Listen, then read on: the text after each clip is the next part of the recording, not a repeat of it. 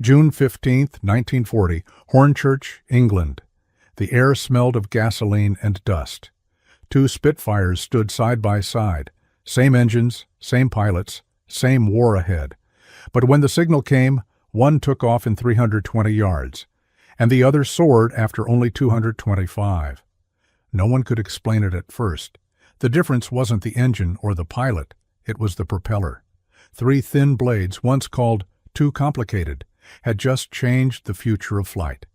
In a war where every second meant life or death, one engineer's impossible idea made American and British fighters up to 100 miles per hour faster. And it changed the sky forever. Stay with us to see how one man's invention turned doubt into dominance. Don't forget to subscribe, like, and watch till the end. This is the untold story of the propeller that won the war. June 15, 1940. Hornchurch Airfield, Essex. The morning sun burned through thin mist, glinting off the silver skin of two parked Spitfires. The smell of fuel and hot rubber hung in the air. Ground crews stood ready, stopwatches in hand. Both planes looked identical. Same wings, same powerful Merlin engine, same pilot climbing into the cockpit. The only difference was the propeller. The first Spitfire roared forward. Its tires screeched, its tail lifted, and after 320 yards it climbed into the sky. The second lined up right after. When the pilot opened the throttle, the propeller blades shifted their angle, like a bird adjusting its feathers. The plane rose in just 225 yards. It reached 15,000 feet, almost 4 minutes faster. Pilots watching from the ground couldn't believe it. Same plane, same engine. How? One of them muttered. The answer wasn't more power. It was control. The new propeller changed its own blade angle to match the air, keeping the engine at its best speed all the time. It was almost like it could think. This was the paradox. Something so simple, three blades turning through the air, made aircraft 100 miles per hour faster and gave pilots a new kind of control in combat. Frank W. Caldwell, the man behind this idea, wasn't at Hornchurch that day. He was thousands of miles away in Connecticut, working quietly in a small factory office. But what happened on that airfield was the living proof of his impossible dream, a propeller that adjusted itself mid-flight. What began as one man's theory had become a weapon that could decide life or death. And for Caldwell, it had started 8 years earlier, with a noisy wooden test rig, a small team of tired engineers, and a problem the world thought could never be solved. But before the miracle of Hornchurch, there was only the hum of an experimental motor, and a young engineer who refused to give up on an idea everyone else called crazy. In 1932, in a small workshop at Hamilton Standard in Connecticut, a young engineer named Frank W. Caldwell was working late again. The place smelled of machine oil and hot metal. The air buzzed with the sound of grinding tools. On his desk sat a strange-looking propeller, part wood, part aluminum, connected to wires, pumps, and a noisy test motor. Caldwell was not a famous man then. He was quiet, careful, and obsessed with one question. Could a propeller change its own shape while flying? Most people said no. Airplanes used fixed-pitch propellers. Their blades stayed at one angle all the time. It worked fine for takeoff or landing, but not both.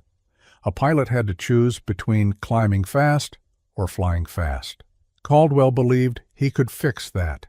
He imagined a constant-speed propeller, one that automatically changed the blade angle as the plane's speed and air pressure changed. It would be like a car shifting gears by itself. He tested idea after idea, and each time something broke. The gears jammed, the oil leaked, or the propeller tore itself apart. His co-workers laughed gently. "Frank," one of them said, "you're chasing ghosts." Even his bosses thought it was too complex, too heavy, too dangerous for pilots to trust. But Caldwell wrote in his notebook, "If the propeller can't adapt, the plane can't improve." One freezing night, he stayed after everyone left.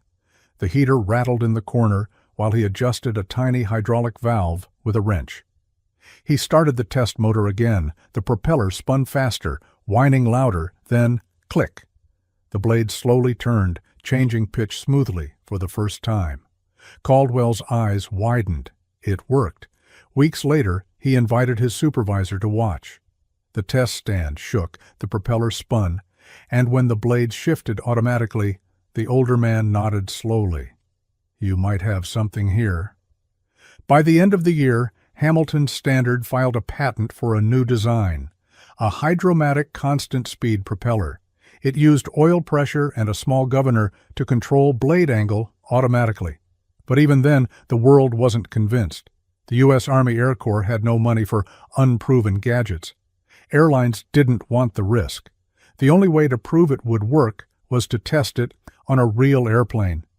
And that chance came suddenly, in February 1933, when a Boeing 247 airliner nearly crashed high over the Rocky Mountains. The test that followed in Denver would change everything and turn Caldwell's quiet invention into a symbol of survival. February 15, 1933, Denver, Colorado.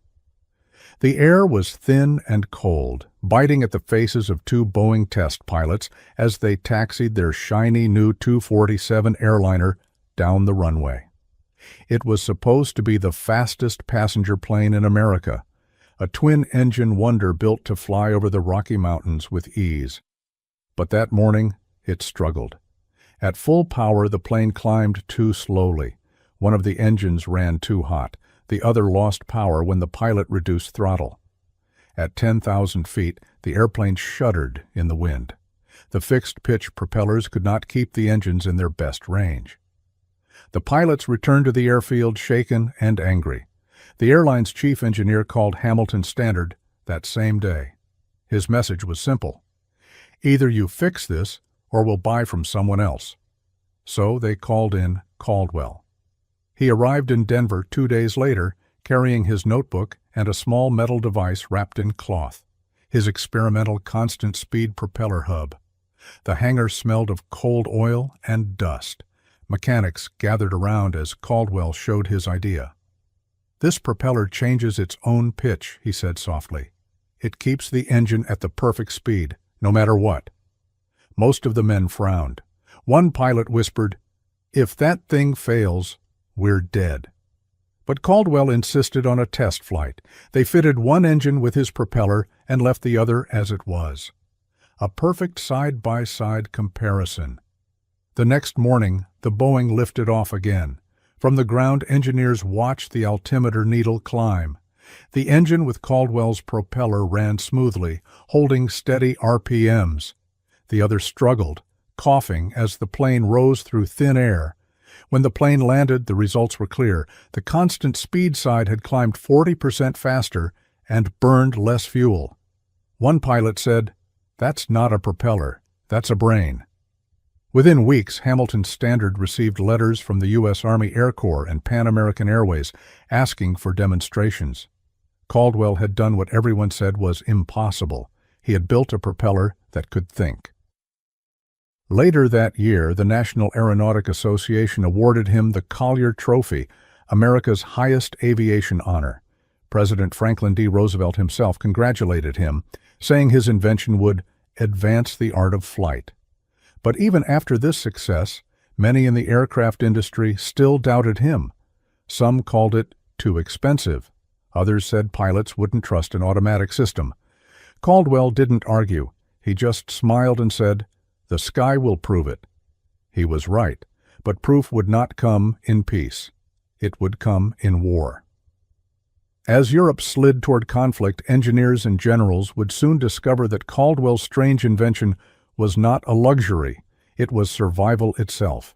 By the late 1930s, dark clouds gathered over Europe. Factories worked day and night, and nations rushed to build faster, stronger airplanes. But even as engines grew more powerful, propellers still held them back. At Wright Field in Ohio, American engineers tested new fighters and bombers. Some had 1,000 horsepower engines, but their old fixed-pitch propellers wasted much of that power. One pilot joked, We've got racehorse engines pulling plow blades." Caldwell knew he could fix that. His hydromatic propeller could adjust its own blades automatically, keeping the engine at the best speed for climbing, cruising, or diving. It was smooth, safe, and powerful. But not everyone believed him. At an air show in 1938, Charles Lindbergh himself asked, "Can it really work in combat? What happens if the hydraulics fail?" Others worried the system would be too heavy or too complex for frontline aircraft. Some even said pilots wouldn't understand it. Caldwell didn't argue. Instead, he showed them numbers. In one test, a P-26 fighter climbed from 5,000 to 20,000 feet, 2 minutes faster using his propeller. Top speed rose from 187 to 203 miles per hour. Fuel use dropped by nearly 15%. Even the skeptics began to listen. One officer from the Army Air Corps said, "If these figures are true, this thing could win wars." But time was running out.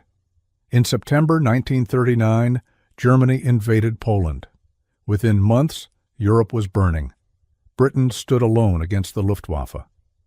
At RAF bases like Hornchurch and Biggin Hill, Spitfires fought daily against German Messerschmitts. Pilots complained that their planes lost speed during climbs and that the engines sometimes over-revved or failed when diving. The old two-position propellers couldn't keep up with fast-changing air combat. British engineers tested several fixes, but nothing worked well. Then, through a desperate supply deal, they reached out to Hamilton Standard. Caldwell's design, already licensed by Rotol in Britain, became their last hope.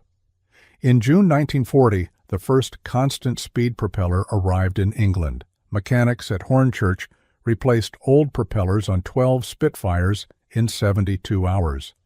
On June 15th, they tested the results, the same demonstration that opened this story. The numbers shocked everyone. Planes took off in shorter distances, climbed faster, and reached 7,000 feet higher than before. Air Chief Marshal Hugh Dowding immediately ordered mass conversion across fighter command. By September 1940, during the Battle of Britain, over 90% of RAF fighters had constant-speed propellers. The results were clear: faster climbs, better fuel use, and fewer engine failures. Pilots wrote home saying the new props felt alive, like the plane was finally flying the way it always should.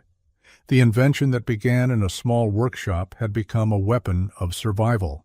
But while Britain fought in the skies, America's factories were preparing for their own storm, a race to produce thousands of these life-saving propellers before war reached them too. In 1941, months before America entered the war, the Hamilton Standard factory in East Hartford, Connecticut, was already running day and night. The smell of oil and metal filled the air. Sparks flashed as workers shaped thousands of propeller blades. Most of them were young, men too old to fight, and women new to factory life. Frank Caldwell walked through the factory floor each morning, clipboard in hand. He checked every test rig himself. His invention, once built by a few men in a small workshop, was now the heart of a massive war machine. The U.S. Army Air Corps and Navy ordered propellers for every type of aircraft, from small trainers to giant bombers. Production grew so fast that the company had to hire over 20,000 workers. By 1943, Hamilton Standard was making 12,000 propeller assemblies each month. Still, most people didn't understand how it worked. So pilots explained it simply: it's like shifting gears in a car, but the propeller does it for you. Inside the hub, oil pressure and a small device called a governor constantly adjusted the blade angle. When a plane climbed, the blades turned to low pitch for more thrust. When it cruised, they shifted to high pitch to save fuel. In an emergency, they could feather, turning edge on to the wind to stop a dead engine from dragging the plane down. One bomber pilot later said, "Feathering saved my crew more than once. It turned panic into control." This system gave American pilots a new kind of confidence. Their engines ran smoother and lasted longer. Fighters like the P-47 Thunderbolt and P-51 Mustang used the hydromatic propeller to reach speeds over 430 miles per hour, nearly 100 MPH faster than older models using fixed-pitch blades. But even as Caldwell's design spread across the Allied air forces, he worried. The speed of production left little room for error. Every propeller had to work perfectly, or lives would be lost. And soon, that fear came true. In 1943, news came from England. A B-17 bomber named Hell's Angels had crashed after takeoff.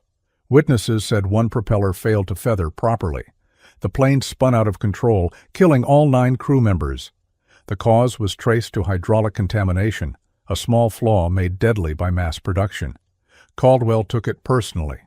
Every drop of oil, every seal, every valve matters, he told his engineers. He ordered stricter inspections, better materials, and redesigned seals. Within months, failure rates dropped to near zero. Factories slowed just enough to ensure quality. It was a painful lesson. Even a miracle needed discipline. By 1944, those lessons would pay off. With every perfect propeller leaving the line, the Allies were ready to fight and win the air war over Europe. By early 1944, the skies over Europe were filled with the roar of engines. American bombers flew in long silver lines, guarded by fast fighters like the P-51 Mustang. These aircraft now used Frank Caldwell's constant-speed propellers, and it changed everything. Pilots noticed the difference right away. Lieutenant Jack Reynolds of the 8th Air Force wrote in his diary, "The new prop makes the plane climb like it's alive. You pull back, and it just goes." Before, escort fighters had to turn back halfway to Germany to save fuel. Now, with better efficiency from the hydromatic propeller, they could stay with the bombers all the way to Berlin and back. That meant fewer bombers were lost, and fewer families received the dreaded telegrams. The numbers told the story. A P-51 with Caldwell's propeller could reach 437 miles per hour and climb over 41,000 feet. German pilots flying Messerschmitt Bf-109s simply couldn't match that. American commanders said this single invention helped cut bomber losses by nearly 30% in late 1944. The technology spread fast. Every major Allied aircraft, from the B-17 Flying Fortress to the C-47 Dakota Transport, used some version of Caldwell's design. Even British and Canadian factories licensed it, producing hundreds of thousands of blades each month. Pilots didn't see math or hydraulics when they looked at their spinning blades. They saw trust. One RAF pilot said, "That propeller knows more about flying than I do." In combat, that trust meant survival. When a bomber lost an engine, the crew could feather the propeller and keep flying. There were hundreds of stories of crippled planes limping home on 2 or even 1 good engine, all because the propellers worked perfectly.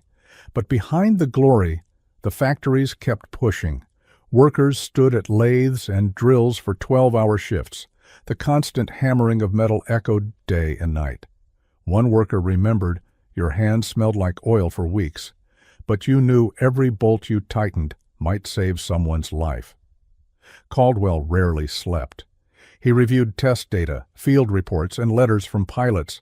Some thanked him personally, others described failures he needed to fix. He replied to almost everyone. The paradox was clear. His invention was simple in purpose, just to turn air into motion, yet it carried the weight of thousands of lives. By summer 1944, the Allies had full control of the skies over Western Europe. Air superiority meant the D-Day invasion could succeed. Engineers at Hamilton Standard listened to radio reports of Normandy landings while machines still ran in the background. One mechanic said quietly, "Those blades are over France right now." But even as victory neared, Caldwell's story wasn't over. The end of the war would reveal just how deeply his impossible idea had changed aviation forever. When the war ended in 1945, the world took a deep breath. Cities were in ruins, soldiers were going home, and factories began to fall silent. But one man, Frank Caldwell, was still working. He wasn't done yet. Caldwell knew that his constant speed propeller had helped win the air war, but he also saw something new rising: jet engines. They didn't need propellers at all. To many, that meant his life's work was about to become useless. At first, he felt the same fear that so many inventors face, that the world had moved past them. One engineer remembered, Caldwell didn't talk much, but you could see it in his eyes. The jets were coming fast. But instead of giving up, Caldwell adapted. He worked on new ways to make propeller-driven planes even faster for transport and training. His design was still vital for many aircraft, especially cargo planes and naval aircraft that couldn't rely on early jets yet. By 1946, more than 300,000 constant-speed propellers had been built worldwide. They powered airliners, cargo planes, and even bush planes flying supplies into places without proper runways. The same technology that had carried war now carried peace. Caldwell was finally honored for his work. In 1946, he received the Collier Trophy, one of America's top aviation awards. The citation read, "For the invention of the hydromatic constant-speed propeller, a device that has increased the efficiency and safety of every powered aircraft." At the ceremony, a general who had flown bombers in the war told him, "Your invention gave us speed when we needed it most. We owe you miles of sky." Still, Caldwell stayed humble. He didn't see himself as a hero. He once said, "I just solved a problem. The real heroes were the ones who used it." In the years after the war, his propeller designs were used in new ways, for firefighting aircraft, crop dusters, and mail planes. It became clear that his impossible idea had quietly built the bridge between two ages of flight, from propeller to jet. There was a quiet beauty in it. The very machine that once carried bombs now carried medicine and mail. The same spinning blades that had roared over Europe now turned slowly above fields and farms. It was another paradox, a weapon of war becoming a tool of peace. Caldwell continued to work until the early 1950s before retiring. He didn't seek fame, and most people never knew his name, but pilots, engineers, and mechanics did. One of them said, "Every time that prop spins, a piece of him spins with it." And yet the real impact of Caldwell's invention would not be measured in medals or miles, but in how it changed what people believed was possible. By the 1950s, airplanes were changing faster than ever. Jet engines ruled the skies and propellers slowly became part of the past. But even as the world looked forward, engineers still studied Frank Caldwell's work. His constant-speed propeller was now a lesson, proof that a small idea could change everything. Air Force reports showed that Caldwell's invention had improved the average fighter speed by 80 to 100 miles per hour during World War II. That single change gave the Allies an edge that no one expected. It made planes climb faster, fly farther, and use less fuel. In war, that meant the difference between life and death. Decades later, pilots still talked about it. One old mechanic said, "Without that prop, half our planes wouldn't have made it home. It was simple, but it worked like magic." Caldwell lived to see how his impossible idea became the standard for almost every propeller aircraft in the world. From small Cessnas to giant airliners, all of them used some version of his design. His propeller even flew into space on test aircraft during early NASA experiments. The paradox was complete. A man who once struggled to make a simple mechanism spin at the right speed had helped humanity reach the edge of the atmosphere. But Caldwell never called himself a genius. When a reporter asked him what drove him, he answered quietly, "Curiosity. I just wanted to make something that worked better." In history books, his name appears beside words like efficiency, innovation, and persistence. But in the memories of those who flew his machines, it meant something simpler: trust. He proved that even in the middle of a brutal war, invention could be an act of hope. He turned a humble piece of metal into a symbol of human progress. By the end of his life, Caldwell had received 12 patents and seen his design used in over 200,000 aircraft across 40 countries. But what mattered most to him was the legacy of problem-solving, the belief that no idea was truly impossible. The constant speed propeller became more than a machine. It became a bridge between slow and fast, between war and peace, between human limits and human imagination. As one pilot said years later, "We learned that power doesn't always come from more engines or bigger bombs. Sometimes it comes from a mind that refuses to quit." They had once laughed at the idea. They had called it too complex, too risky, and impossible. But in the end, Frank Caldwell's impossible propeller made American fighters 100 miles per hour faster and changed aviation forever. Because sometimes the smallest piece of a plane carries the biggest piece of history.